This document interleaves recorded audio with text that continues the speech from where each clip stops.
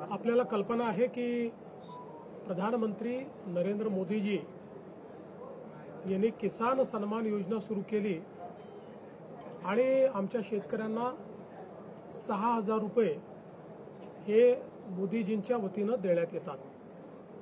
महाराष्ट्रामध्ये महायुतीच्या सरकारने देखील नमो शेतकरी महासन्मान योजना सुरू केली आणि या योजनेत आम्ही निर्णय घेतला की केंद्र सरकारच्या 6,000 रुपयांसोबत महाराष्ट्र सरकार देखील त्याच लाभार्थ्यांना शेतकऱ्यांना 6,000 रुपये देईल, म्हणजे महाराष्ट्रातल्या शेतकऱ्यांना एकूण 12,000 रुपये त्या ठिकाणी मिळतील।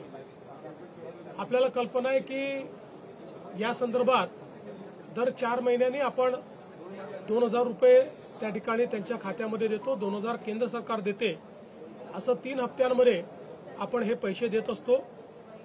नुकताच प्रधानमंत्री महोदयांनी 20वा हप्ता या योजनेचा त्या ठिकाणी दिला आणि त्याच अनुषंगाने आता आपण देखील आज मंत्रिमंडळ बैठकीनंतर शेतकऱ्यांच्या खात्यामध्ये आपला नमो शेतकरी महासन्मान योजनेचा जो हप्ता आहे तो जमा करण्याकरता आपण कार्यक्रम केला आणि एका क्लिकवर हे पैसे आता जमा झालेले आहेत।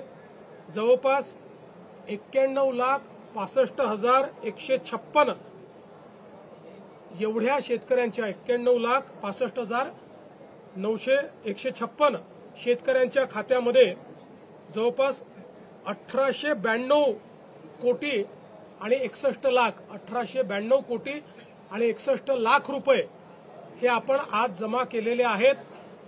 आणि मला विश्वास आहे की ही जी काही मदत आपण करतो त्याच्या पाठीमागचा आपला हेतू हा असतो की शेतीच्या कामामध्ये जे काही छोटे मोठे खर्च शेतकऱ्यांना येतात किंवा अनुषंगिक खर्च येतात त्याच्यामध्ये त्यांना मदत मिळाली पाहिजे। आणि निश्चितपणे आपल्याला कल्पना आहे की या महासन्मान निधीचं सर्वच शेतकरी सातत्याने स्वागत करतात, त्यामुळे आज ते पैसे आम्ही जमा केलेले आहेत।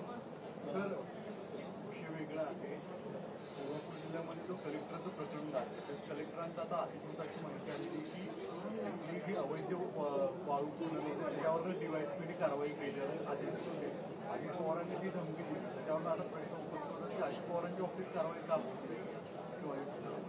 बघा, असं आहे की या संदर्भात जी काही कायदेशीर कारवाई करायची ती कायदेशीर कारवाई झालेली आहे। प्रकरणाची अजून पूर्ण माहिती आणि रिपोर्ट हा माझ्याकडे आलेला नाही, तो जिल्हाधिकाऱ्यांना मी मागितलेला आहे, तुम्ही मागणार आहे।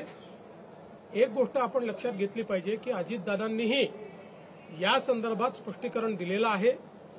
खूप वेळा समोरच्या बाजूला काय चाललं आहे याची आपल्याला कल्पना नसते। अनेक वेळा आमच्याकडे निवेदनं येतात, त्या निवेदनावर आम्ही कारवाई करा असं लिहितो, मात्र त्या निवेदनात सांगितलेली वस्तुस्थिती आणि प्रत्यक्षातली वस्तुस्थिती यात खूप अंतर असतं। मग अशा परिस्थितीमध्ये अधिकारी आमच्या नजरेस आणून देतात की आपण जरी कारवाई करा म्हटलं असलं तरी यांनी दिलेली वस्तुस्थिती योग्य नाहीये, खरी स्थिती वेगळी आहे आणि त्या आधारावर कामं होतात। त्यामुळे या संदर्भात आता अजितदादांनी खुलासा केलेला आहे आणि मी स्वतः या संपूर्ण प्रकरणाचा रिपोर्ट देखील मागितलेला आहे। सध्या तरी एवढंच मला असं वाटतं पुरेसं आहे। दुसऱ्या बाजूला राष्ट्रीय पातळीवरती आज उपराष्ट्रपती पदाची निवडणूक आहे। विरोधकांकडून असं म्हटलं जातं की क्रॉस वोटिंग होईल आणि एनडीएतले सुद्धा काही खासदार आमच्या यूपीएच्या उमेदवाराला मतदान करतील। त्यांनी निश्चित स्वप्न पाहत राहावं। मी एवढंच म्हणेन, आगे आगे देखिए होता है क्या। महाराष्ट्रातून क्रॉस वोटिंग होईल, आगे आगे देखिए होता है क्या।